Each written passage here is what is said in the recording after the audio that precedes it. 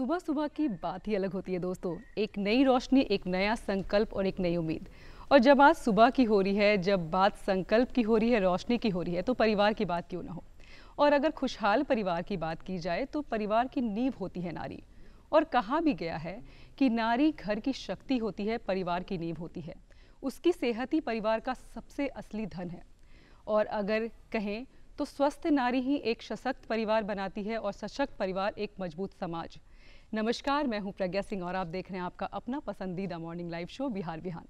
दर्शकों, आज हम चर्चा करेंगे स्वस्थ नारी सशक्त परिवार के ऊपर। लेकिन हमारे कार्यक्रम की शुरुआत हो चुकी है और हम अपने कार्यक्रम की शुरुआत करते हैं बड़ों के आशीर्वाद से, क्योंकि एक सकारात्मक सोच हमारे पूरे दिन को अच्छा बना देती है। तो चलिए आगे देखते हैं अनमोल वचन।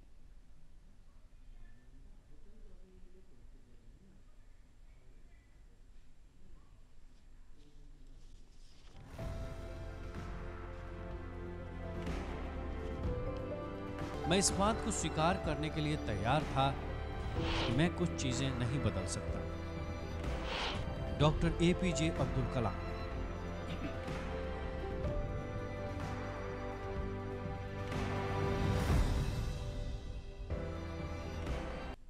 जो नारी शक्ति की, नारी के स्वास्थ्य के ऊपर और परिवार की मजबूती के ऊपर, इसी खास चर्चा पे हमसे बातचीत करने के लिए हमारे साथ जुड़े हैं डॉक्टर LB सिंह, जो कि महावीर कैंसर संस्थान पटना के चिकित्सा अधीक्षक हैं। सर, आपका स्वागत है। नमस्ते सर, चूंकि हम बात कर रहे हैं नारी स्वास्थ्य के ऊपर, क्योंकि नारी का स्वास्थ्य ही एक सशक्त परिवार बनाता है और एक सशक्त परिवार एक मजबूत समाज बनाता है, तो इसे कैसे आप देखते हैं? ये नारी तो अति महत्वपूर्ण है जी। परिवार, समाज और पूरे देश की रीढ़ नारी होती है जी। कोई भी परिवार जब तक कि नारी सशक्त नहीं होगी, स्वस्थ नहीं होगी, तब तक परिवार का विकास नहीं हो सकता है, समाज का विकास नहीं हो सकता है। इसलिए पहले भी देखा गया है, नारी सर्वत्र, नारी को सब जगह पूजा होती है। देवी देवताओं से लेके जितनी भी देवियाँ हैं, माँ दुर्गा जी हैं, सरस्वती जी हैं, काली जी हैं, सारे लोग महिला ही रही हैं। नारी शक्ति ये दर्शाता है कि नारी कितना महान होती है। और वर्तमान समय में भी नारियों द्वारा समाज के लिए, देश के लिए बहुत कुछ किया जा रहा है। समाज के हर क्षेत्र में एक्टिव हैं। पहले तो आज जब युद्ध मैदान में जाने के लिए तैयार हैं, तो इससे बड़ी बात क्या हो सकती है। घर के चौके चूल्हे से निकल करके युद्ध के क्षेत्र में एक सशक्त सिपाही, सशक्त सेना की परिचय देती है, जो देश हम सबों को नारी पर गर्व है। बहुत खूब सर, आपने बहुत ही खूबसूरती से इसे बयां किया। अगर बात की जाए नारी के स्वास्थ्य की सर, तो अभी जो रोज़मर्रा की ज़िंदगी होती है महिलाओं की और जो आदतें होती हैं, वो किस तरीके से उनके स्वास्थ्य पर असर डालती हैं? क्योंकि हम कई अक्सर बार देखते हैं कि महिलाएं जो होती हैं वो ध्यान नहीं रख पाती हैं, और अगर वो अपना ध्यान नहीं रख पाती हैं, आदतें अगर उनकी खुद पे वो सकारात्मक, जैसे हम कह सकते हैं कि महिलाएं कहीं ना कहीं अपने हेल्थ को पीछा छोड़ती हैं परिवार को देखने के लिए, तो कैसे वो असर लॉन्ग टर्म में आप देखते हैं? भारत जो है बहुत 140 करोड़ से अधिक जनसंख्या है और नारियों की आधा आबादी तो बोलते ही हैं। पहले समय में हम लोग देखे हैं, जो नारियां घर में सिमट के रहती थी, चूल्हा चौका में लगी रहती थी और अपने स्वास्थ्य का थोड़ा भी ध्यान नहीं देती थी। अपने कष्ट को दबा करके अपने बच्चे के स्वास्थ्य का, अपने पति के स्वास्थ्य का, सबों का ध्यान रखती थी, लेकिन अपना ध्यान नहीं रखती थी। तो जब तक नारी का स्वास्थ्य सही नहीं रहेगा तो कैसे परिवार को सशक्त कर पाएंगी। इसी क्रम में जो अभी प्रयास है, अभी जो प्रधानमंत्री नरेंद्र मोदी जी द्वारा जो स्वस्थ नारी सशक्त परिवार का जो अभियान चलाया गया 17 सितंबर 2025 से, यह बहुत ही सराहनीय कदम है। नारी के स्वास्थ्य के लिए देश सजग है। यह प्रमाण है जो कि एक राष्ट्रीय स्तर पर यह कार्यक्रम चला है। तो सर, ऐसे में जानना चाहेंगे आपसे आगे कि जो हमारी जीवन शैली होती है वो काफ़ी प्रभाव डालती है।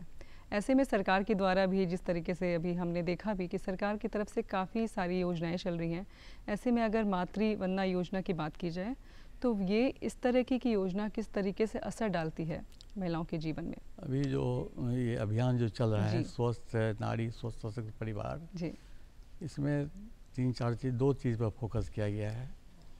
एक तो है जो कैंप शिविर लगा करके, आप जानते हैं कि ज़्यादा से ज़्यादा महिलाएं पॉपुलेशन ग्रामीण क्षेत्रों में है, इसलिए हर जगह शिविर लगा करके उनकी जांच की जाती है, मुफ्त जांच की जाती है, स्क्रीनिंग की जाती है, चाहे एनीमिया है, ब्लड प्रेशर है, हाइपरटेंशन है, कैंसर है और डायबिटीज़ है। ये 4 मुख्य चीज़ है जिसका कि स्क्रीनिंग करके इन्वेस्टिगेट करके उनको सलाह दी जाती है, मुफ्त सलाह दी जाती है और उन्हें दवाइयाँ भी दी जाती है। तो ये एक एस्पेक्ट हुआ।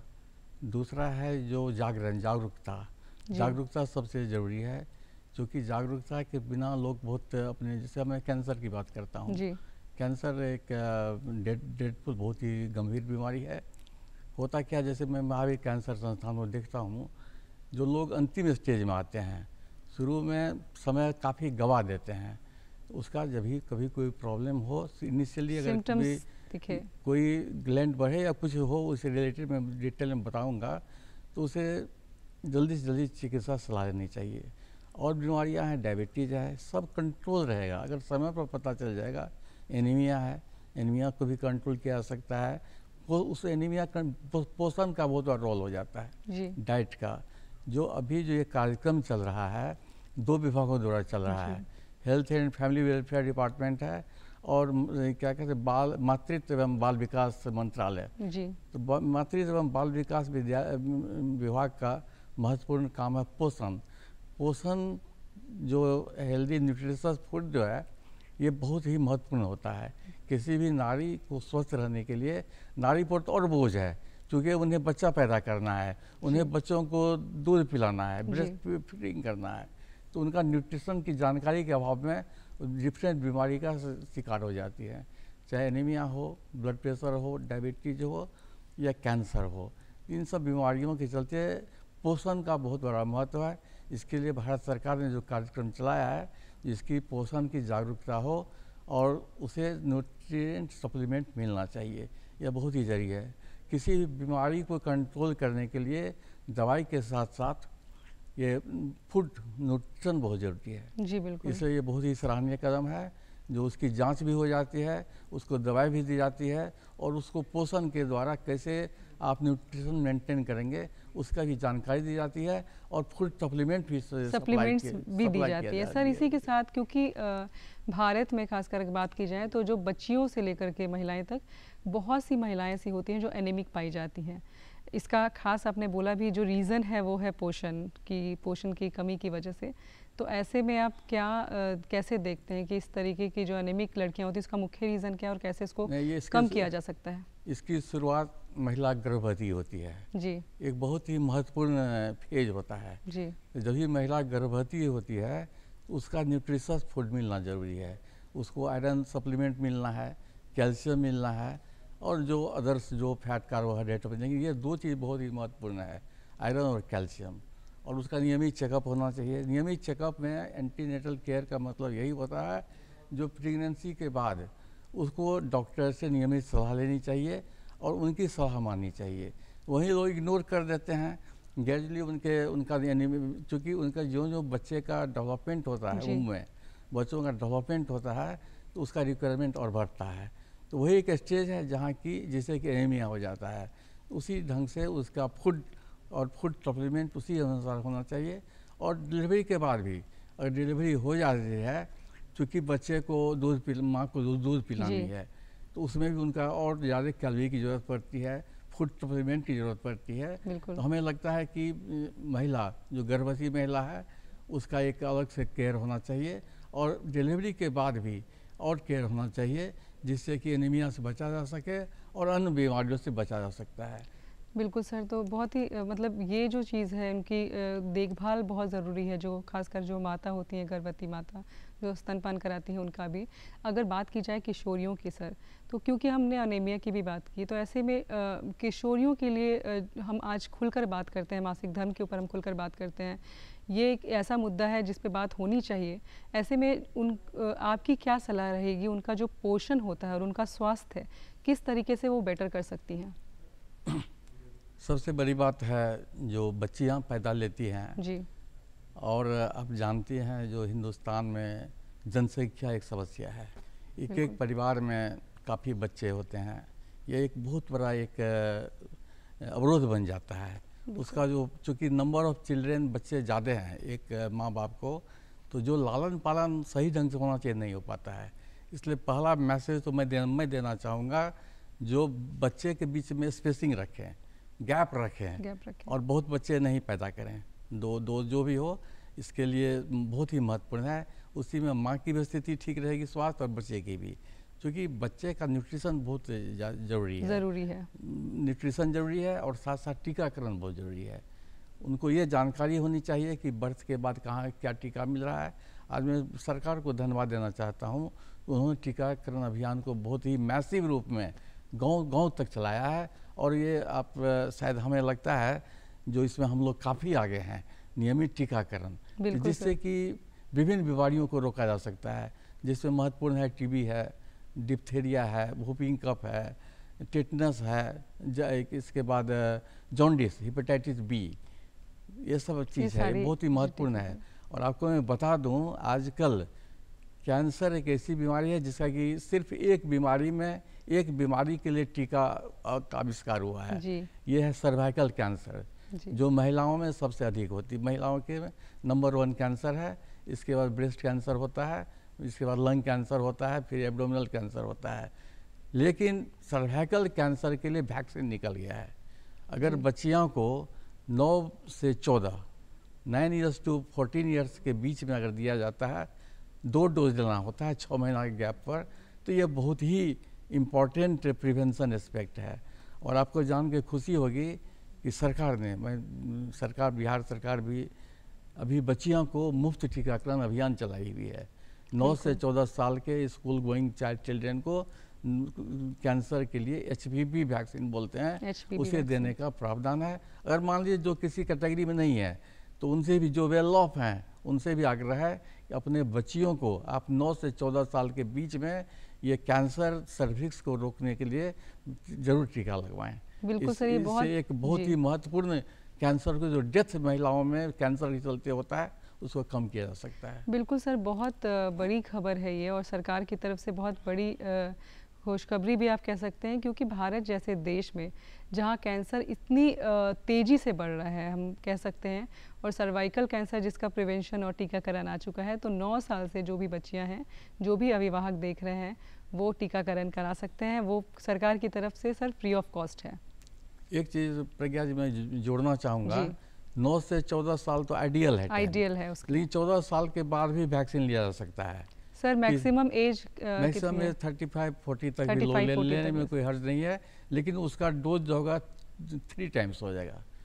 जो डोज हम लोग बच्चियों में 9 to 14 में, उसका यही मतलब था बिफोर प्यूबर्टी, बिफोर मेंसेस होता है, उससे पहले का ये है, मैरिज से पहले लेने का है आइडियली 9 to 14 ईयर्स। चाहे चाइल्ड मैरिज तो अब नहीं हो रहा है, जो उससे पहले, शादी से पहले, जिससे कि आगे जो उनकी शादी होगी, बच्चे प्रोड्यूस होंगे, तो उससे प्रोटेक्शन रहेगा सर्वाइकल सर। तो sir prevention is better than cure, और जब टीकाकरण है तो उसका बिल्कुल लाभ उठाना चाहिए हम सबको। एकदम, prevention is better than cure, और उसके लिए जन जागरूकता बहुत जरूरी है, वही सबसे जरूरी है।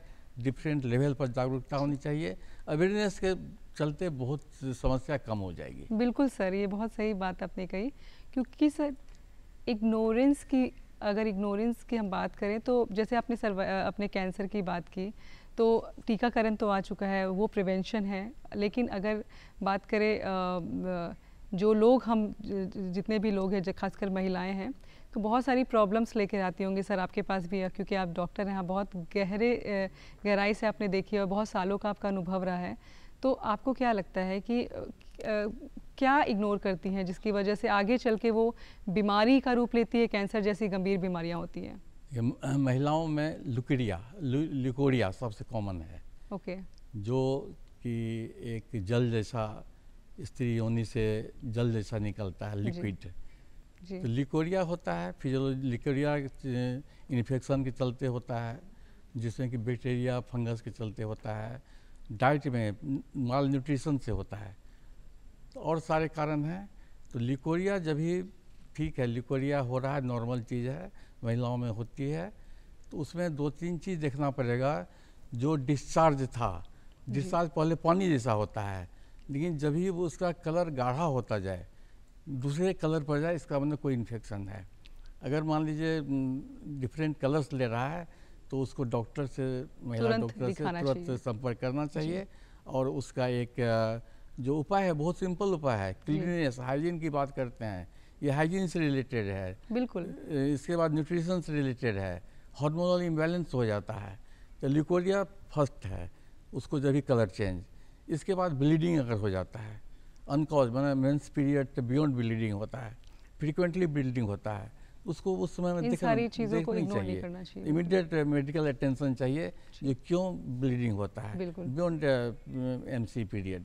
ये सब चीज़ें हैं बेसिक चीज़ जो मॉनिटरिंग होती रहनी चाहिए। चूँकि हम सर बात कर रहे हैं महिलाओं के स्वास्थ्य के ऊपर, तो बात स्वच्छता के ऊपर करते हैं, क्योंकि ये बहुत ज़रूरी है। और हम जब बात करें स्वच्छता के ऊपर तो हम पर्यावरण के बीच रहते हैं, और जो प्लास्टिक यूजेस है और जो वायु प्रदूषण है वो बहुत असर डालती है। तो महिलाओं का इसके ऊपर कैसे असर होता है? पर्यावरण में स्वच्छता का बहुत अधिक महत्व है जी, क्योंकि ये जो है पर्यावरण, ये बेहतर स्वास्थ्य सुरक्षित करती है, बीमारियों को रोकती है और प्राकृतिक संसाधनों की रक्षा करती है जी। और आने वाले पीढ़ियों के लिए एक स्वच्छ वातावरण तैयार करती है। तो अस्वच्छता से क्या होता है, इसका वायु में, जल में और हवा तीनों जगह संतुलन होता है, जिससे कि लोगों का जनजीवन प्रभावित हो जाता है। इसलिए स्वच्छ वातावरण रखने के लिए प्लास्टिक के अधिक जो यूज़ हो रहा है वह एक उसका उचित प्रबंधन बहुत ही होनी चाहिए, क्योंकि बहुत बड़ा एक कारण है जिससे कि उसका कि पर्यावरण पर असर पड़ता है। तो सबसे पहले मैं बताया बेहतर स्वास्थ्य के लिए है, प्राकृतिक संसाधनों की रक्षा के लिए है, पर्यावरण पर ध्यान देना, पर्यावरणीय संतुलन के लिए है और भविष्य के पीढ़ियों के लिए सुरक्षित ये स्वच्छ वातावरण चाहिए। लेकिन इसको कैसे कम किया जा सकता है? तो जो पर्यावरण, जो प्रदूषण का मेन कारण है, जो आपका उद्योग है, इंडस्ट्रीज के जो केमिकल इंडस्ट्रीज है। दूसरा हो जाता है जो जंगल की कटाई हो रही है, जंगल की कटाई होती है, और प्लास्टिक का अत्यधिक उपयोग। ये तीनों मुख्य कारण है जिसके चलते कि पर्यावरण पर गहरा असर पड़ता है। यातायात भी है, यातायात भी एक महत्वपूर्ण है। सर अगर यातायात की बात की जाए तो पटना जैसे शहरों में, जो बड़े शहर होते हैं जहाँ पे आबादी इतनी ज़्यादा होती है, और अगर हम वायु पॉल्यूशन की बात करें तो बहुत पॉल्यूटेड जगह में हम सब रहते हैं शहरों में। ऐसे में ऐसी क्या सावधानियां बरत सकते हैं जिससे हेल्थ मतलब ज़्यादा असर ना हो? देखिए, सबसे बड़ी बात है अर्बन एरिया में तो बड़े शहरों में पॉल्यूशन ज़्यादा होता है, यातायात ट्रैफिक ज़्यादा रहता है। तो उसमें जो मानक है उसका एयर क्वालिटी इंडेक्स, AIQ बोलते हैं उसे। AIQ एक पैरामीटर होता है जो कि डिफरेंट प्लेसेस का एक प्रदूषण का लेवल बताता है। AIQ हमें लगता है आज पटना का AIQ 85 है। 85 जो कि बेटर है। डिफरेंट लेवल्स है, 0 to 50 सबसे बढ़िया होता है, 50 to 100 उससे गड़बड़ हुआ, 100 to 150 उससे गड़बड़ हुआ, और 150 से ज़्यादा होता है तो अत्यधिक पॉल्यूटेड सिटी में है। वैसे पटना का स्थान देश में पॉल्यूशन में नंबर 2 पे आता है। सर तो ये दिल्ली नंबर 1 है, दिल्ली नंबर 1 है पॉल्यूशन में, पटना है। पटना में डिफरेंट एरिया में अलग अलग है, हर तो एरिया ये में भी पॉल्यूशन है। वो आपके लोकेशन पे भी डिपेंड करता है कि आपका AQI कैसा है। उसके लोकेशन बहुत ही महत्वपूर्ण है। तो इसका सबसे उपाय है अभी जो है पेड़ जितना लगाएं, शहर को जितना ग्रीन करें जी, क्योंकि ग्रीन वही उपाय है। शहर को आप जितना ग्रीन कीजिएगा उतना ज़्यादा कार्बन डाइऑक्साइड एब्जॉर्ब होगा, ऑक्सीजन निकलता है। तो पॉल्यूशन कंट्रोल करने के लिए एक महत्वपूर्ण, सबसे महत्वपूर्ण है अधिक से अधिक पेड़ लगाएं, क्योंकि उसका और कोई विकल्प नहीं हम कह सकते हैं। नहीं, कोई अगर वायु सर अगर इस पे हम बात करें वायु प्रदूषण की, तो लंग कैंसर का सबसे मुख्य कारण होता है वो है जो हम पॉल्यूटेड सांस लेते हैं। तो इसका मुख्य और क्या कह सकते हैं कि शहरों में चांसेस बढ़ जाते हैं क्योंकि हम ऐसे पॉल्यूटेड? नहीं, लंग कैंसर का सबसे महत्वपूर्ण कारण जी स्मोकिंग है। स्मोकिंग सबसे महत्वपूर्ण कारण है। और बीड़ी सिगरेट जो भी हो, जो कि अत्यधिक लोग प्रयोग करते हैं। बीड़ी गाँवों में जाइएगा तो बीड़ी का प्रचलन है, शहर में थोड़ा बीड़ी सिगरेट मिक्स्ड पॉपुलेशन है। ये सबसे नंबर 1 कॉज में आ जाता है। और साथ ही हमारा जो लाइफस्टाइल है सर, और अभी के समय में अगर हम बात करें डायबिटीज़ जैसे ब्लड शुगर वगैरह बहुत कॉमन हो चुका है, कम उम्र में के लोगों को भी देखने को मिल रहा है। तो ये सर क्यों हो रहा है और किस तरीके से हम इसको कंट्रोल कर सकते हैं? नहीं, देखिए, जितनी भी बीमारियाँ हो रही है, प्रदूषण का एक बहुत बड़ा रोल है। प्रदूषण, उसका एक बहुत बड़ा इम्पैक्ट पड़ता है। चाहे वो प्रेगनेंसी पीरियड हो तो और इम्पैक्ट पड़ता है, बच्चे जब ग्रो करते हैं तब भी पड़ता है, और लोग जो बड़े होते हैं, प्रदूषण का असर हर एज ग्रुप में पड़ता है। तो और बहुत सारी बीमारियां हैं जो आप अभी डायबिटीज़ का जिक्र कर रही थी। डायबिटीज़ बच्चों में होता है, जुवेनाइल डायबिटीज़ बोलते हैं। बच्चों में जुवेनाइल डायबिटीज़ हो जाता है, छोटे छोटे बच्चों में डायबिटीज़ हो जाती है। बिल्कुल। कैंसर की बात करते हैं, आज ब्लड कैंसर बच्चे आज भरे हुए हैं, हमारे अस्पताल में भरे हुए हैं। बच्चे काफ़ी उसमें कैंसर से पीड़ित हो रहे हैं, और हम लोग उसको रोक सकते हैं। बिल्कुल सर, ये हमारे हाथ में है, और कहीं ना कहीं ये सच्चाई है कि हम इग्नोर कर रहे हैं, और उसकी वजह से लाइफस्टाइल की वजह से हम लाइफस्टाइल में 2-3 चीज़ महत्वपूर्ण हो जाता है। 3 चीज़ आता है। एक तो नियमित व्यायाम करनी चाहिए सबों को। दूसरा है जो खाने पीने में परहेज करनी चाहिए, जो लिमिटेड ढंग से, जो एक संतुलित भोजन जो होनी चाहिए वो करनी चाहिए। और जीवन शैली को थोड़ा, आजकल लोग क्या हो रहे हैं, जो टेलीविज़न और मोबाइल में चिपके रह जाते हैं, जबकि उस समय में वो जाके टहल भी सकते हैं, एक्सरसाइज कर सकते हैं। तो सीडेंटल लाइफ स्टाइल हो गया है, उसको तोड़ना पड़ेगा। इसलिए नियमित व्यायाम, इसके बाद खान पान, ये बहुत ही महत्वपूर्ण है। सर, जो फास्ट फूड का जो कल्चर अभी हो चुका है, और कहीं ना कहीं आजकल महिलाएं की बात नहीं हम कर रहे हैं, हम सबकी बात कर रहे हैं, घर पे बैठ के जो आपने मोबाइल की बात की, और जो स्क्रीनिंग टाइम, जो व्यायाम नहीं करना, ये कहीं ना कहीं बहुत बड़ा रीज़न है। तो जो हम फास्ट फूड खाते हैं, मैदा, चीनी वगैरह, तो ये कैसे असर करता है, और ख़ासकर बच्चों के लिए? ये बहुत ही खराब असर करता है जी। बच्चे के लिए बहुत ही खतरनाक है।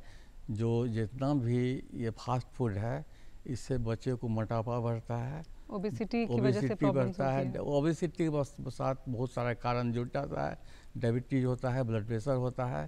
तो स्ट्रिक्टली पेरेंट्स को चाहिए कि अपने बच्चों को फास्ट फूड खाने से मना करें। लेकिन हम तो देखते हैं बच्चे एक बार कुछ रोते हैं, तुरंत पेरेंट्स का जागरूकता ज़रूरी है।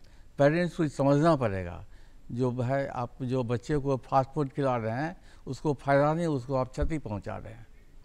बिल्कुल सर, इस पे हम बातचीत तो करेंगे, क्योंकि बहुत बड़ा मुद्दा है। जिस तरीके से लाइफस्टाइल हो रही है, वो हमें आगे चल के बड़ी बीमारी का रूप ले लेती है। सर, चूँकि हम बात कर रहे हैं महिलाओं के स्वास्थ्य के ऊपर और स्वच्छता के ऊपर भी, तो जो मैंने पहले ही बोला था कि जो परिवार की नींव होती है वो होती है नारी।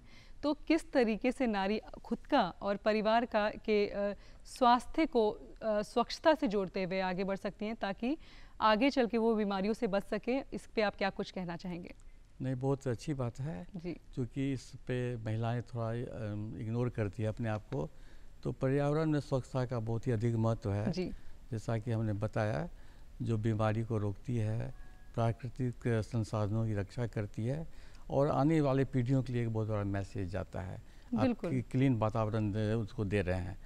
आप महिला के संबंध में पूछिए, महिलाओं का बहुत बड़ा रोल है, और ख़ास करके महिलाओं के लिए जो एक प्रेगनेंसी पीरियड होता है, मेंस पीरियड होता है, एक बहुत ही महत्वपूर्ण एक हर के जीवन में ऐसा होता है। तो उसमें 2-3 चीज़ ध्यान देना है। सबसे पहले तो पर्सनल हाइजीन किसी के लिए ज़रूरत है जी। उसमें हाथ का स्वच्छता मेंटेन करना चाहिए, साबुन पानी से हाथ धोते रहना चाहिए। मतलब बेसिक चीज़ है जिसको बदल करके आप उसे स्वस्थ रह सकते हैं जी, स्वच्छता के साथ स्वच्छता से रह सकते हैं जी। और महिलाओं के स्वास्थ्य में स्त्री स्वच्छता का विशेष महत्व है, जिसमें मासिक धर्म के दौरान और रोजाना योनि और जननांगों की उचित देखभाल शामिल है जी। ये बहुत ज़रूरी है। ये हेजिटेट करती हैं, लेकिन इसको करनी चाहिए। मतलब हाइजीन का ध्यान रखना चाहिए। मेंस पीरियड में जी। जो पैड लेती हैं उसको 4-6 घंटा पे चेंज करनी चाहिए। और मेंस्ट्रुअल आजकल कप भी आ गया है, तो क्योंकि कहीं ना कहीं वो हाइजीन का ध्यान रखें तो आगे चल के वो बीमारियों से बच सकती हैं। बिल्कुल, इतना नहीं सिर्फ रिप्रोडक्टिव ऑर्गन के, पूरे बॉडी का ध्यान रखना चाहिए, पूरी बॉडी का सफाई रखने के लिए, जिससे कि बहुत ही, और नारी जो होती है तो साफ सुथरा का माहौल घर में भी रहना चाहिए।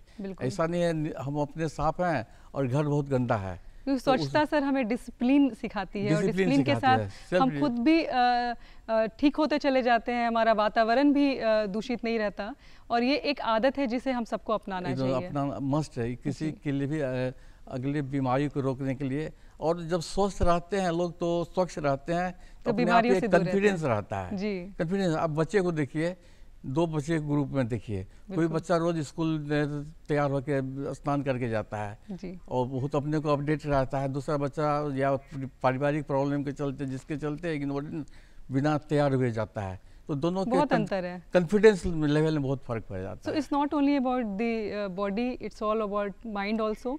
और एक अगर आप घर का ध्यान रखें, अगर आप स्वच्छता के साथ ज़िंदगी जिए तो आगे चल के हम अगली पीढ़ी को भी एक मैसेज देते हैं और अगली पीढ़ी को भी और अच्छा बनाते हैं।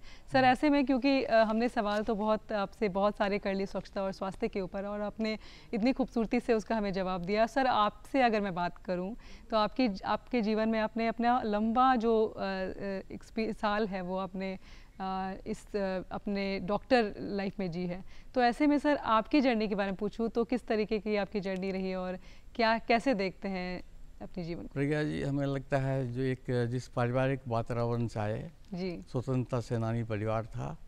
हम लोग मैट्रिक करके पटना में आगे पटना, और 50 साल पहले हम लोग पटना मेडिकल कॉलेज से MBBS किए, और 50 साल पहले एडमिशन लिए थे 50 साल पहले, और उसके बाद MD वगैरह किए। और इसके बाद हमारे जीवन में मेडिकल कॉलेज से ही लोगों की पीड़ा देख के मैं उसे कमर्शियल एस्पेक्ट में कभी नहीं ले गया। मैं सेवा की भावना से शुरू से रहा, जिसके चलते खुर्जी होली फैमिली हॉस्पिटल एक है, जानती होंगी, तो वहाँ मैं 27-28 साल था, तो वहाँ पर एक सेवा की भावना की नींव पड़ी, जो कि अभी महावीर कैंसर संस्थान में जो जुड़े हैं, वहाँ गरीबों की 90% गरीब मरीज रहते हैं, 90% गरीब मरीज रहते हैं, 90 नहीं उससे भी ज़्यादा, तो उनको हेल्प करके मदद करते हैं, बहुत अच्छा लगता है। आज वो आते हैं, गरीबी है, ऊपर से कैंसर की बीमारी है, तो उसके चेहरे पर मुस्कान लाने की कोशिश करते हैं, जो किसी ढंग से ठीक हो जाए। और जितनी मदद हो, चाहे वो आर्थिक मदद हो, इमोशनल सपोर्ट हो, मैं करता हूँ, अच्छा लगता है, बहुत ही सेटिस्फैक्ट्री लगता है। जो आप जानती होंगी कि हर लोग बिजनेस करता है, कोई 5 रुपया रोज़ कमाता है, कोई 5 करोड़ रुपया रोज़ भी कमाता है, और कोई सेवा करता है। तो अगर आप रात में जितने लोग सोते हैं, तो सोने से पहले एक दिन एनालिसिस होता है, अपना सेल्फ एनालिसिस, आज हमने क्या किया, तो सबसे ऊपर वही आ जाता है, जो आज आपने कितने लोगों के दुख को कम किया, कितने लोगों के आंसू को पोंछा, तो वही सबसे बड़ा सेटिस्फैक्शन होता है। सर बहुत ही क्योंकि इतनी बड़ी बात, हम डॉक्टर को भगवान बोलते हैं, और जैसा कि आप काम कर रहे हैं सर, उसके लिए तहे दिल से धन्यवाद मैं सबकी तरफ से कहना चाहूँगी कि जब कोई इंसान बीमार होता है तो उसका पूरा परिवार परेशान हो जाता है, एक पूरी की पूरी पीढ़ी परेशान हो जाती है। ऐसे में जब उनको मदद पहुंचाई जाती है तो उनके लिए बहुत बड़ा संबल हो जाता है, तो उसके लिए सर बहुत बहुत धन्यवाद आपको। सर क्योंकि हम समाप्ति पे हैं और आपने इतनी अच्छी बातें कही और आपके इतने अच्छे कार्य के लिए भी आपको हम ऑल द बेस्ट कहते हैं। तो इसी के साथ सर आज का कार्यक्रम यहीं पे समाप्त होता है। आपकी इतनी सारी बातचीत और ज्ञानवर्धक बात के लिए सर धन्यवाद। धन्यवाद प्रिया जी, और सभी नारियों को बहुत बहुत प्रणाम मेरा जी। तो दर्शकों, आज का कार्यक्रम हमारी समाप्ति पे है, तो अगर आपके भी कोई सुझाव हैं तो आप हमारे पते पे लिख सकते हैं। हमारा पता है बिहार विहान दूरदर्शन केंद्र, फ्रेजर रोड, पटना 800001। हमारा ईमेल एड्रेस है director.ddk.patna@gmail.com। तो आज के लिए इतना ही, मिलेंगे अगले अंक में एक नए गेस्ट और नए टॉपिक के साथ। फिलहाल मुझे और हमारी पूरी बिहार टीम को दीजिए इजाज़त। नमस्कार। नमस्ते।